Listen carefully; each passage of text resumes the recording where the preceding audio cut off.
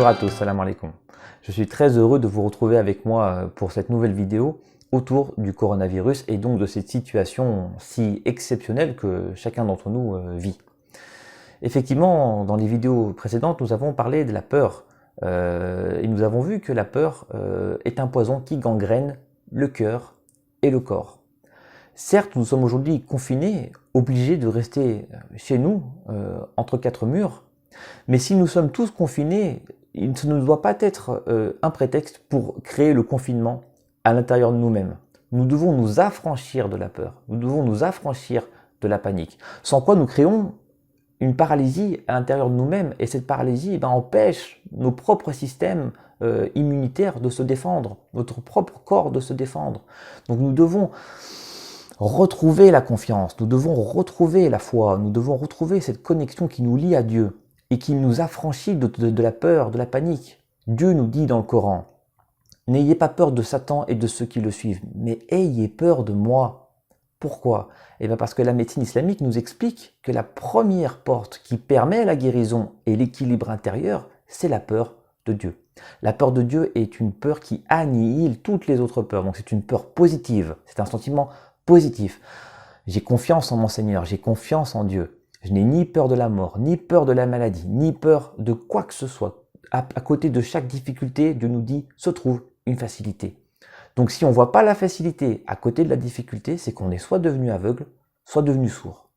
Donc qu'est-ce qui nous manque pour être de vrais croyants? Qu'est-ce qui nous manque pour être à la hauteur de ce que Dieu nous fait vivre, de ce que Dieu nous montre, de ce que Dieu nous demande?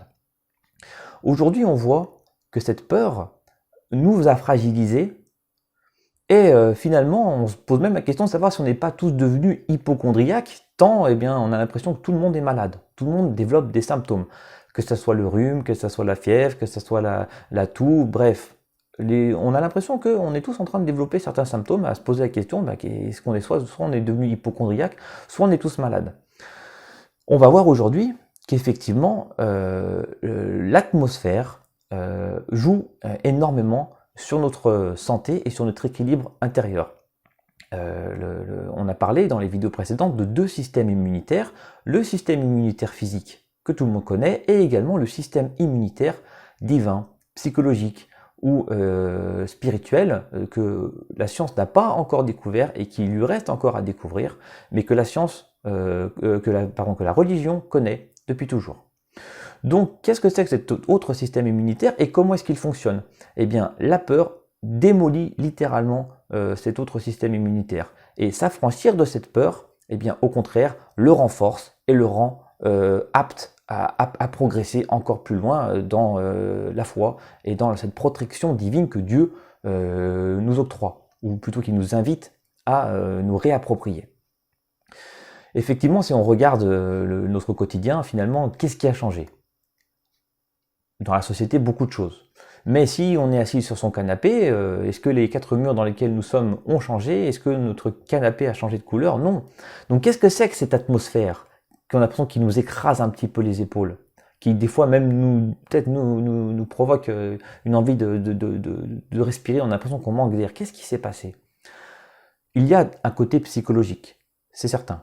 Mais il y a aussi un côté spirituel. La religion nous renseigne que nous subissons en permanence ce qu'on appelle des influences sataniques. Donc qu'est-ce que c'est que des influences sataniques? C'est très simple. Dieu a déclaré que Satan était notre ennemi juré et en permanence Satan et ces groupes de petits Satans nous envoient des ondes négatives, nous envoient des pensées négatives, nous perturbent pour essayer de perturber cet équilibre qui maintient notre bonne santé. Et ça peut se manifester par des symptômes, ça peut se manifester par des toux, par des fièvres, alors qu'en fait on est parfaitement sain. Alors bien sûr, je vous invite à respecter, à être vigilant et à respecter au maximum les règles qui sont celles émises par le gouvernement et les organismes de santé. On ne joue pas avec sa vie ni avec sa santé. Mais en revanche, revenir à ce que je vais vous dire va vous permettre de redévelopper votre système immunitaire spirituel, divin, et va vous permettre vraiment d'édiger une barricade pour vous protéger de toutes ces attaques. Vous allez redevenir serein, vous allez redevenir apaisé. Donc on subit ces influences sataniques en permanence, C'est ce qui fait qu'on sent que l'atmosphère est électrique alors que la peinture des murs n'a pas bougé. Dieu nous renseigne sur comment se protéger de ça. Quand on n'est pas croyant déjà, eh bien, avec un bon cœur, avec des bonnes actions, avec une bonne nia, on peut se protéger un peu de tout ça. C'est-à-dire celui qui remplit son cœur de bonnes choses est déjà protégé par, on va dire, les choses générales. C'est une protection, c'est une première chose à faire, c'est le niveau 1, on va dire ça comme ça. Ensuite, pour le croyant, eh bien, il y a bien sûr il y a de revenir aux prescriptions divines. Rien n'est meilleur pour nous que de revenir aux prescriptions divines, à ce que Dieu nous a prescrit. Dieu ne nous prescrit rien pour jouer, Dieu ne nous prescrit rien pour s'amuser. Tout ce que Dieu nous a prescrit, il ne nous l'a prescrit que pour notre propre bien-être, notre propre équilibre. Dieu n'a pas besoin de ta prière. Dieu n'a pas besoin de ta prière. Dieu est déjà tel qu'il a toujours été et tel qu'il sera toujours. Donc il n'a pas que tu fasses du mal ou du bien ne change rien pour Dieu. Mais ça change pour toi-même. Ça change pour ton équilibre et pour ta santé. Ta prière n'a été prescrite que pour ton propre bien-être. Donc revenir à la prière, revenir au wudu, c'est-à-dire simplement le fait de faire ces ablutions avec de l'eau, c'est déjà une protection.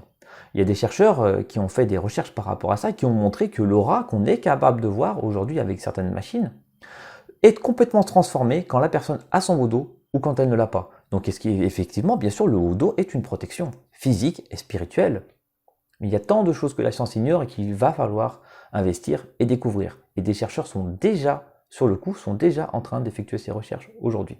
Parce qu'on se pose ces questions. On ne se posait pas les questions avant. Inch'Allah, on reviendra sur le wudu une autre fois. En tout cas, il va falloir revenir pour le croyant à tout ce qui participe à son équilibre. Et Dieu nous renseigne sur la prière, sur le wudu, sans lequel de toute façon on ne peut pas accomplir la prière, sur tout ce qui est obligatoire et tout ce qui est donc indispensable. Ça, c'est le niveau 2, c'est-à-dire revenir à ce que Dieu nous a prescrit. Le niveau suivant, eh bien, ça va être d'enrichir tout ce qu'on fait par des actes surérogatoires. Et là, il y a une panoplie de choses qu'il est possible de faire. Un sourire, c'est une adoration, c'est un acte surérogatoire, c'est-à-dire Dieu nous invite à sourire, à être gentil avec les autres, à être bon avec ceux qui sont autour de nous. C'est pas quand tout ça sera fini qu'il faudra s'y mettre. C'est maintenant qu'on a le temps. C'est maintenant qu'on n'a plus aucun prétexte pour pas faire ces 5 salades par jour. Ça y est, on a le temps là aujourd'hui, on est à la maison. Donc il faut revenir à ça.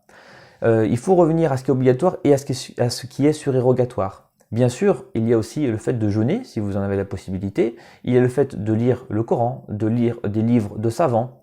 Il y a aussi, bien sûr, le dhikr, c'est-à-dire le dhikr, littéralement, c'est le rappel. Le dhikr peut prendre plusieurs formes, ça peut être tout ce que je viens de citer, ou bien le fait de prendre son chapelet et de réciter des choses, de réciter des noms de Dieu. Par exemple, aujourd'hui, nous sommes totalement responsables de la situation, c'est-à-dire l'humanité est totalement responsable de ce qui se passe sur Terre. Cette histoire de virus, d'ailleurs, ça ne nous concerne que nous, et d'ailleurs, on est responsable de ce qui nous arrive. Donc, prendre son chapelet pour demander pardon à Dieu, c'est le minimum. Ouais, c'est vraiment le minimum. Astaghfirullah, astaghfirullah, astaghfirullah. Je te demande pardon, Seigneur, pour tout ce que j'ai fait de mal, pour tout ce que l'humanité a fait de mal, pour tout ce que j'ai fait de mal et que je ne suis même pas au courant. Donc, on essaye de profiter de ce temps libre pour faire un petit peu de dhikr, pour revenir à ces choses fondamentales qui alimentent notre interne, qui alimentent notre système immunitaire spirituel. Ça, ce sont les choses, voilà, qui sont, on va dire, qui vont permettre d'arriver au niveau 3, c'est-à-dire enrichir son quotidien pour que la vie toute complète soit un dhikr. Quand on parle à son frère ou à sa sœur, ou à son père ou à sa mère, quand on s'interroge sur son propre rôle et qu'on voit qu'on peut apporter de l'apaisement aux autres, on est déjà en train de faire le dhikr. On a déjà un pied dans la guérison. On est déjà orienté vers Dieu. Donc, si on peut le faire 1 heure par jour, c'est bien. Si on peut le faire 2 heures par jour, c'est mieux. Si on peut le faire toute la journée, c'est le top du top. Donc, faisons ce qu'on peut à notre échelle. Dieu ne te demande pas de faire comme les prophètes. Il y a plein de sacs à dos. Prends ton sac à dos et fais ton voyage comme tu dois le faire. avec ce que tu es capable de porter. Dieu n'impose pas à une âme une charge supérieure à ce qu'elle peut supporter. Donc ce que tu vis, tu peux le supporter. Mais si tu penses que tu peux y arriver avec tes propres capacités, tu te trompes. Compte sur Dieu, reviens à Dieu. C'est par sa force que tu trouveras la force. C'est par sa patience que tu trouveras la patience. Donc il faut revenir à ces choses-là. Bien sûr, en faisant tout ce qu'on vient de dire, eh bien, on est en train de se constituer l'arsenal du croyant. L'arsenal qui va nous permettre de lutter au quotidien contre toutes ces influences sataniques qui sont même capables, comme je disais, de provoquer l'apparition de symptômes. Donc soit on est, encore une fois, peut-être que hypocondriaque n'est pas un mot suffisamment bien compris, et peut-être qu'il faudrait aller encore plus loin pour pouvoir expliquer ce qui est apparent et aussi ce qui est invisible. Dans l'arsenal du croyant, l'arme ultime, le top du top, c'est ce qu'on appelle Ayat al-Kursi, donc c'est le verset du trône, qui est le verset 255 de la deuxième sourate du Coran. Et donc c'est un verset qui est un petit peu long, quoique c'est malheureux aujourd'hui quand on voit qu'on est capable d'apprendre des musiques et des musiques par cœur, des textes de je ne sais quoi par cœur, mais qu'on n'est même pas capable d'apprendre Ayat al-Kursi. Alors que Dieu nous dit, c'est le verset le plus puissant du Coran, enfin c'est un hadith, mais c'est le verset le plus puissant du Coran, et c'est celui qui protège contre les influences sataniques. Dieu a déclaré Satan comme étant notre ennemi juré. Donc celui qui se lève le matin mais qui ne sait pas qu'il est en guerre contre Satan, mais il est comme un soldat qui va sur le champ de bataille sans armes. Donc forcément, il s'en prend plein la figure toute la journée. Donc il faut revenir à ce que Dieu nous dit. Ayat al-Kursi. A'udhu billahi minash shaitanir rajim. Bismillahir rahmanir rahim. Allahu la ilaha illa hu al-hayyul qayyum la ta'uduhu sinatun wa la nawm lahu ma fis samawati wa ma fil ard. Man dhal ladhi yashfa'u 'indahu illa bi idhnihi. Ya'lamu ma bayna aydihim wa ma khalfahum wa la yuhituna bi shay'in min 'ilmihi illa bima sha'a. Wasi'a kursiyyuhu as-samawati wal ard wa la yahuduhu hifdhuhuma wa huwa al-'aliyyul 'azim. C'est pas si long que ça. On peut commencer par l'apprendre en français, ensuite petit à petit en arabe, et ensuite il faut bien l'utiliser le plus possible. C'est une protection divine, c'est l'arme ultime du croyant, donc on essaye de faire en sorte qu'elle soit dans notre poche pour qu'on puisse la dégainer si nécessaire.